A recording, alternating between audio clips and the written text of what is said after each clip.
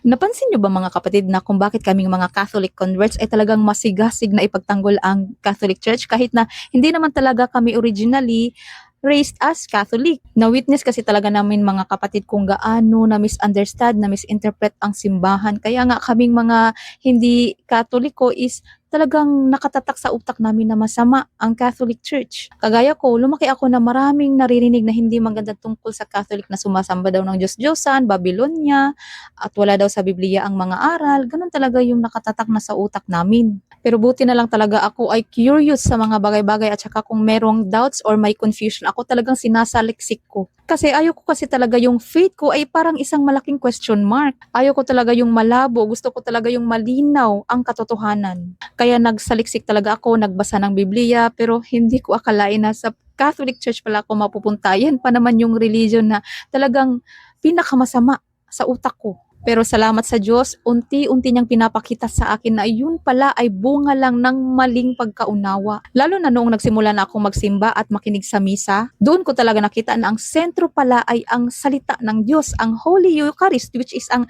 dugo at katawan ni Kristo. Wala akong narinig na paninira sa ibang religion, talagang nakafocus lang sa gospel, sa ebanghelyo. Ang ganda talaga ng misa sa Catholic Church mula sa simula hanggang sa matapos ito. At alam nyo ba mga kapatid, simula pa lang mamamangha na talaga kayo kasi tinuturuan kayong magpakumbaba. Meron kasing pinaparecite simula pa lang ng misa yung parang confession na sinasabi at pinapaalalahanan na tayo ay makasalanan. Kagaya nung sinasambit namin na akong sala, akong dakong sala. Talagang simula pa lang ng misa, pinapaalalahanan tayo na tayo ay makasalanan, kaya tayo ay dapat magpakumbaba at humingi ng kapatawaran. Tapos may Bible reading, 2 beses, may homily ni Father, tapos yung Holy Eucharist, talagang buong misa talaga napakabanal. Ang layo lang talaga ng mga sinasabi nilang paninira sa Catholic Church na sumasamba daw ng Diyos-Diyos, na talagang wala yan sa misang ganyan. Bakit hindi nyo po subukang pumasok at mag-imbestiga kayo kung ano talaga ang nasa loob ng Catholic Church?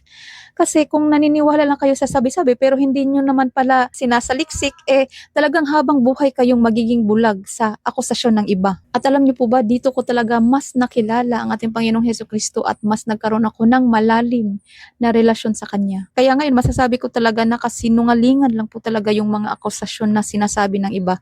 Actually, naawa po ako doon sa mga hanggang ngayon ay nasa ilalim pa rin or nasa bulsa pa rin ng mga bulaang mga ngaral. Hanggang ngayon, bulag pa rin sila sa katotohanan kung gaano kaganda ang Catholic Church. Ito po ang simbahan na pinapakilala ang tunay na Hesukristo dahil marami pong version ng Jesus Christ. Merong Jesus Christ na tao lang, merong Hesukristo na anghel lang. Mahalaga po na ang kinikilala nating Hesukristo ay ang tunay na Hesukristo. Kaya siguro kaming mga Catholic converts ay talagang masigasig sa pagtatanggol ng simbahan kasi nakita namin ang totoo. At ito po ang gusto naming ibahagi, ang natuklasan naming katotohanan.